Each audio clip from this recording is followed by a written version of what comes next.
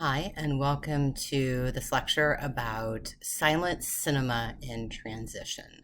So this week we're really going to be looking at the period roughly from about like 1905 to 1915 roughly, when silent film is really kind of in this, hence the name of the lecture, transitional period. So just a very brief review of what we've talked about so far. So from about 1895 through the early 1900s, film is this new technology. It's this new medium. It's this new sort of way of entertaining audiences. And there's really no set form yet. And you have innovators like Edison and the Lumiere brothers who are sort of the early pioneers. And if you remember from last time too, the content of early film is filming like Edison did, vaudeville acts, or like the Lumiere brothers, actualités, snippets of everyday life. I mean, film is really only, 10 seconds, 20 seconds, 30 seconds because of technological limitations. So it's just these little small snippets. There really isn't a story. And if you think of the audience experience too, initially in this early period, you're viewing one short attraction or multiple in a row. And in the United States, at first you're viewing it through the kinetoscope, right? That's that kind of peep show viewing experience, the individual experience. But by the late 1890s, it's projection. So it's viewing images projected on a wall on a large screen, and this is a collective experience. This is a communal experience.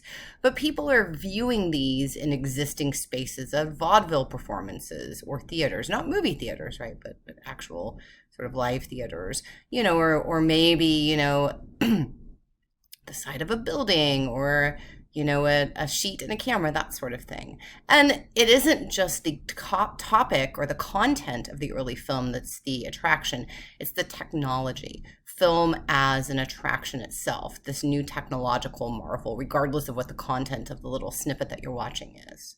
We also talked last time about the concept of early film, sort of adhering to this idea, this model of the cinema of attraction.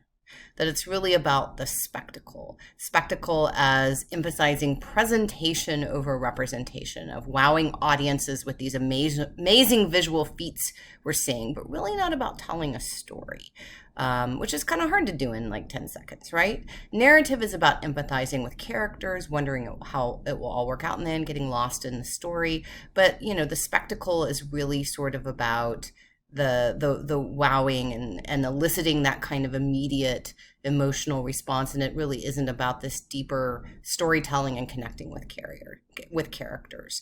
And the final thing I think I sort of said to you guys is, as we're moving out of this cinema attractions model, which we're starting to see today, sort of the early emergence of narrative and the early emergence of storytelling in film and different kinds of camera techniques that help create the tools to tell a story in film. Don't think about cinema of attraction as going away, but think about how both the spectacle and the narrative are present, and think about how they're kind of working together. So we're in this sort of transition period between the early cinema of attraction and then definitely by the late 19-teens, what's really sort of solidified as the standard sort of classic Hollywood, narrative storytelling. So it's this transitional moment between those. And then the early 1900s, you get technical innovations like the Lantham loop, which allowed filmmakers to make longer movies. So you need these kind of technical innovations to get beyond the cinema of attraction.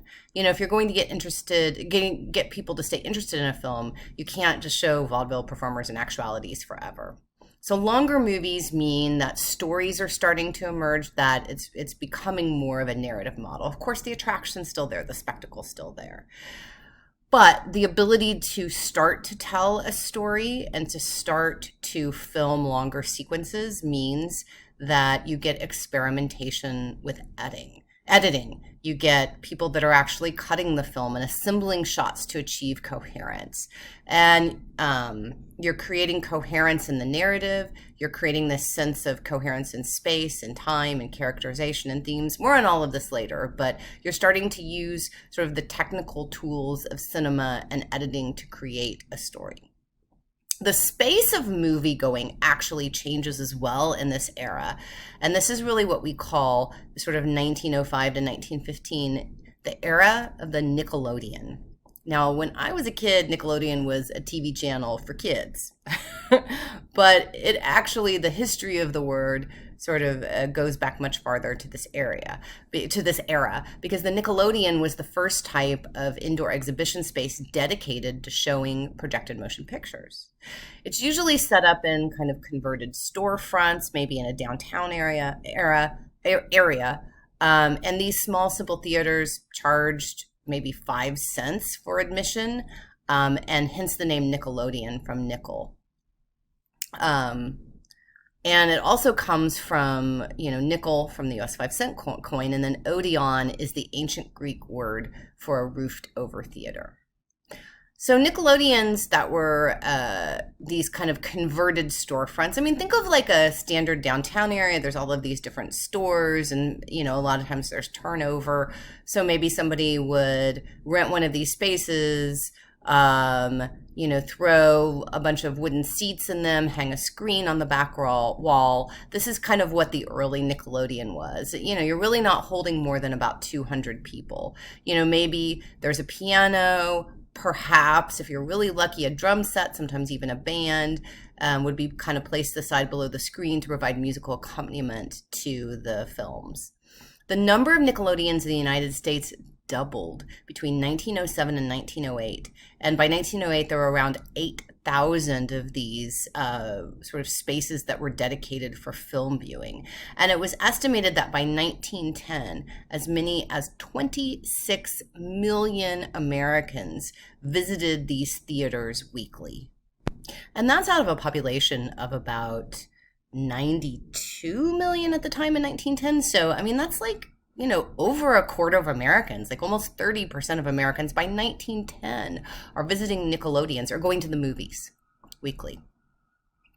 And Nickelodeons drastically altered film exhibition practices and leisure time habits of a large segment of the American public. And this is really kind of the prelude to the modern movie theater. So, the kind of content and the technology of film is in transition at this point, but also the film viewing space is in transition, that you're really starting to see kind of the early examples of dedicated spaces to watching movie, which would eventually become the movie theater. So although, in the era of the Nickelodeon, this kind of 1905 to 1915, films aren't 10 seconds, 20 seconds, 30 seconds any longer, but they're not 2 hours. Right? They're 5 minutes, 10 minutes, maybe 30 minutes. So Nickelodeons would be characterized by the continuous performance of a selection of short films. And sometimes in these spaces, in the Nickelodeon space, it isn't just films. I mean, there's you still kind of get the holdover of the vaudeville model where you have maybe multiple performers, but also, in Nickelodeon, sometimes you would have added attractions such as illustrated songs, which were an important feature of the experience for audience. If you remember, illustrated songs would be magic lantern slides that illustrated a popular song at the time. Maybe the lyrics would also be printed on the slide, and the slide images would maybe be sort of telling the story of the song, and then the musician, like the piano player who was there, who was also providing accompaniment to the silent movies that were being showed during the illustrated song, that musician would play the song and then everyone would sing along. So, it is, Nickelodeons are becoming more and more during this time period a space of just watching movies, but you're still seeing some of these other things still there, like the illustrated song. What's really interesting is that when Nickelodeons first start to emerge, they're regarded as disreputable and dangerous. And there's, you can see in the historical record in a number of cities, civic groups and other kinds of organized protest against Nickelodeons, that they're crude, that they're ill-ventilated, that they're fire hazards with all of these hard wooden seats, and that initially they're kind of associated with the lower classes and with the working classes, right? It's just a nickel to come in and enjoy the show. However, what you'll see kind of over this transitionary period from 1905 to 1915, As longer films become more common, and as film viewing itself becomes kind of more respectable, Nickelodeons become more comfortably furnished. And really, they transform by the late 19 teens into what we think of as these motion picture theaters. And this trend actually kind of culminated in the 1920s with the lavish movie palaces that were incredibly opulent. And we'll talk about that in a later class. So the viewing culture of cinema is changing in this transition period. But I mentioned before, so is the very form of film itself, as technological and creative innovations allow for longer films that tell stories. So how exactly do you tell a story through film? I mean, obviously, the early film is kind of in what we call this theater mode, right? You have a stationary camera, which is from the perspective of a theater viewer. And if you watch live theater, there is a story that's being told.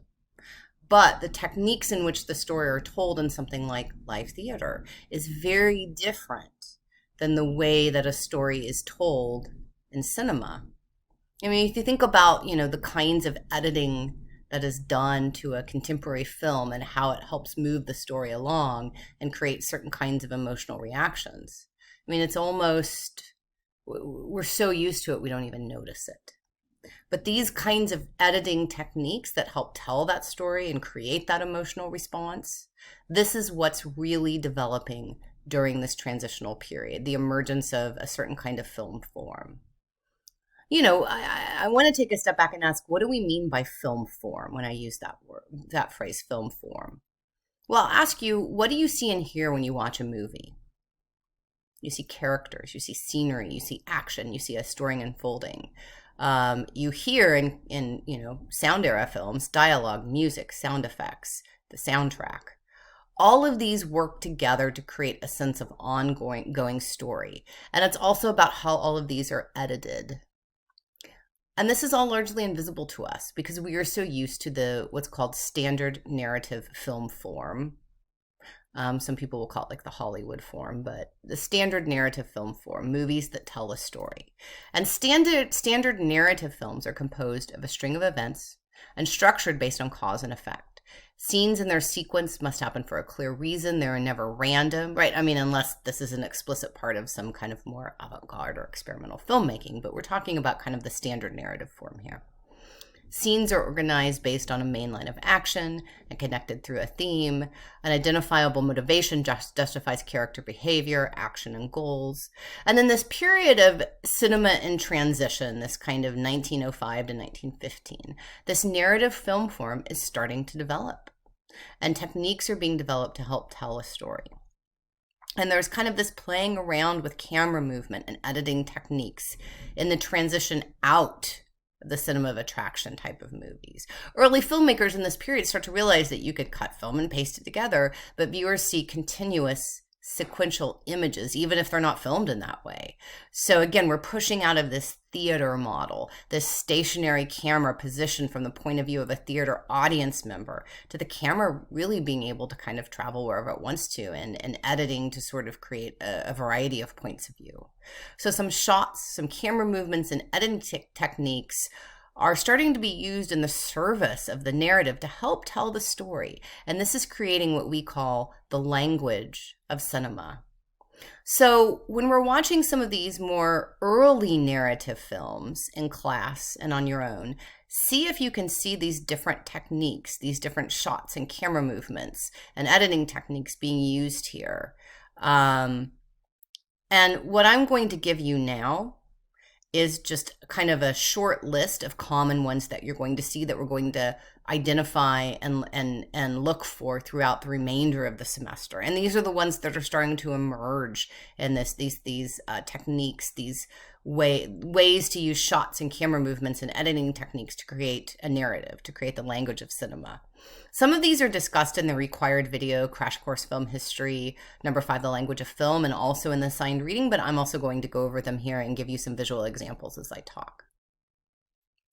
So there's a number of shots that are starting to developed at this time that, of course, will be obvious to us, and I mean, you see these all the time when you watch movies or TV. But the idea of different kinds of shots are developing as the camera begins to get out of that theater mode.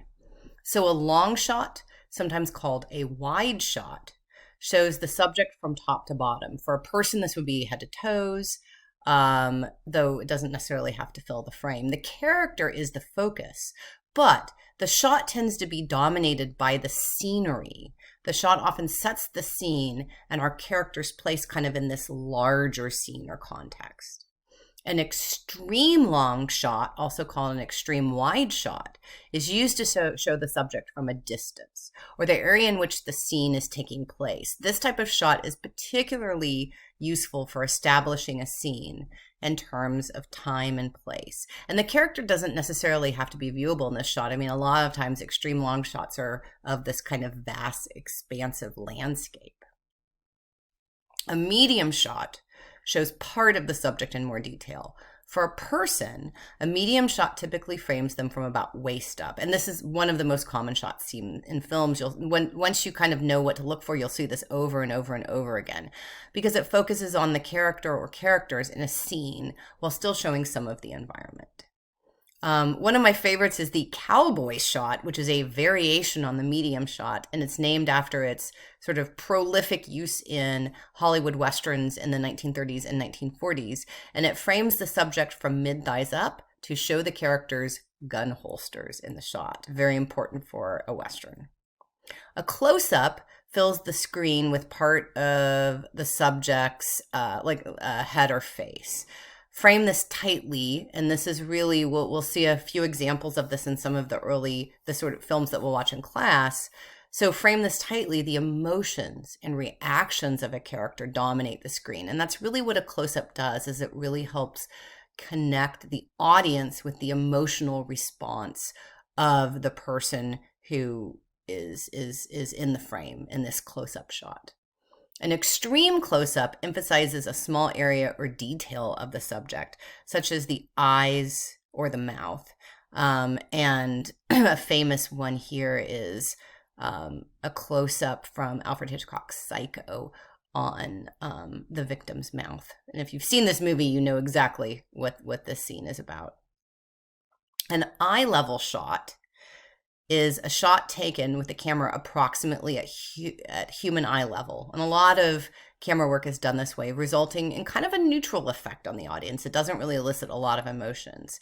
However, it's juxtaposed against a high angle, which is a subject that is photographed from above eye level. And this often has the effect of making the person that you're shooting seem vulnerable, weak, or frightened.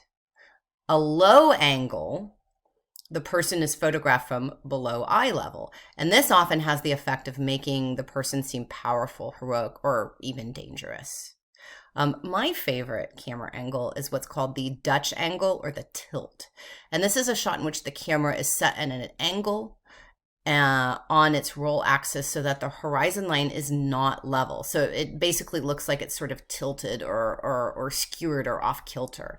And it is often used to show a disoriented or uneasy psychological state. This is used in a lot of like film noir, psychological mysteries. You'll see it in a lot of contemporary horror movies.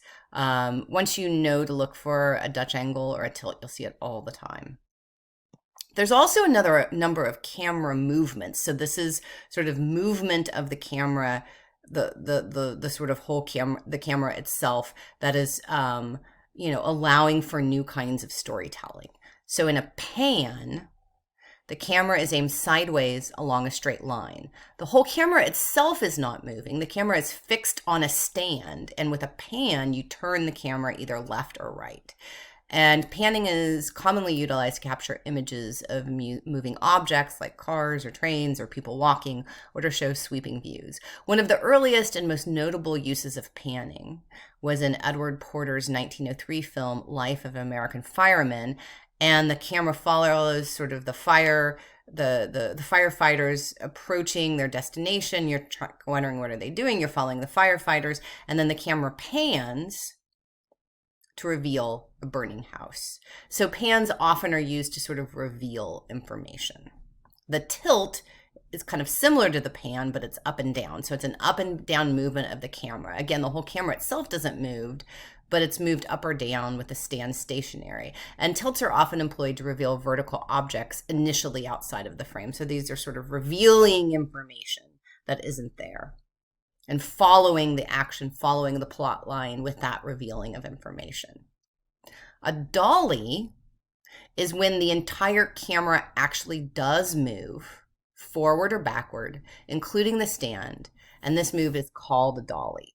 Kind of almost like the camera's on a track, right? And I mean, actually, in early uses of the dolly, they would actually put down a track. So dollies are often used when recording a subject that moves away or towards the camera. Dolly cameras are typically mounted on something with wheels. And just to not confuse you guys at all, but this will be confusing, the word dolly also refers to the actual piece of equipment, the dolly camera with wheels, as well as the camera movement itself. I've actually, worked on a low budget documentary where we used a wheelchair and then a shopping cart to put our camera on as a dolly. But there's most dolly shots used are which much higher level of equipment sophistication than that. And a track is similar to a dolly where the whole camera moves, usually on wheels, but with a track shot, the camera moves sideways, parallel to an object. So those, there's a lot more different kinds of camera movements, but those are the basic ones. And you'll start to see them in these transitional silent films where we're moving out of attraction, the cinema of attraction, into narrative. You'll start to see their use. So think about how they're helping with telling the story, how moving the camera out of that theater mode helps to tell the story. Just a few last examples of editing. So this isn't camera movement. This is techniques of editing, when you're cutting the film, or what's often called continuity editing. And there's tons of examples of these, but these are three that I think you'll see a lot of times in early cinema, and these are really three important ones. Probably the most important is what's called parallel editing, or cross-cutting is another name for it. And this is when the film moves back and forth. So the film that you're watching as a viewer moves back and forth between two or sometimes more different spaces or points in time where related action is occurring. And this is most famously used, especially in early cinema, in chase scenes. And an early example is Edwin Porter's The Great Train Robbery from 1903, which we will be watching in class. And this technique is so incredibly common that we probably never notice it being used. But think about how audiences would have reacted to it when seeing its use for the first time, right? Because, in terms of how things are being filmed, you're filming two totally separate scenes, but then you're splicing the film itself to move back and forth between those scenes. Another important technique of narrative or continuity editing is the shot reverse shot.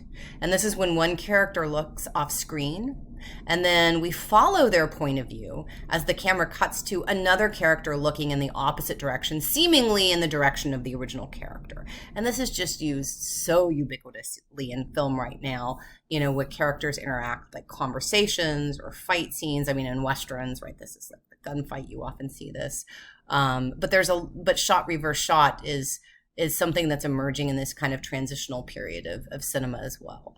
One that none of your readings or other videos that are assigned for this week mention, I don't think, but one of my favorites is called the Kuleshov effect, often also called juxtaposition. It's this editing technique named after Lev Kuleshov, who was a Soviet filmmaker, and he was one of the first to kind of utilize this and utilized it quite often.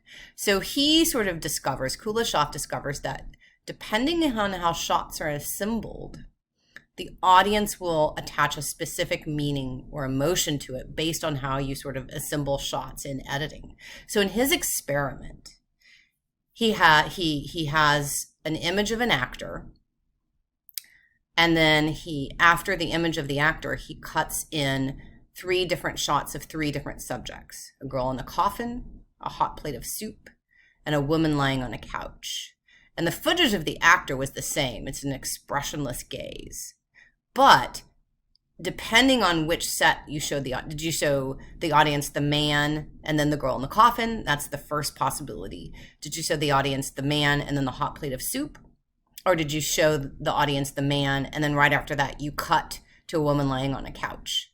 And remember, there's still the man has an expressionless gaze, but the audience had different reactions to the same man depending on what image was spliced in right after it. So in the first, when you see the man and then the girl in the coffin, they say he looks sad. The second, when you see the man and the hot plate of soup, the audience said he looked hungry. And then finally, when they showed the same image of the man and then the image of a woman laying on a couch, they said he looked lustful. So this is really about how you don't even have to elicit expressions or emotions from the actors, but depending on what image you edit in right after that person can alter the audience's interpretation of the emotional state of the actor. I love that one. Now, obviously, there's tons of other editing techniques. Your reading also talks about things beyond camera movements and editing techniques that are developing to help sort of create this narrative style of filmmaking. So the use of intertitles, right? So this is before there was the ability to play sound, before there's dialogue. So intertitles to show dialogue, to show scene explanation and sort of general exposition to help the audience understand what was going on. Right, so this is sort of dialogue without words. It's written.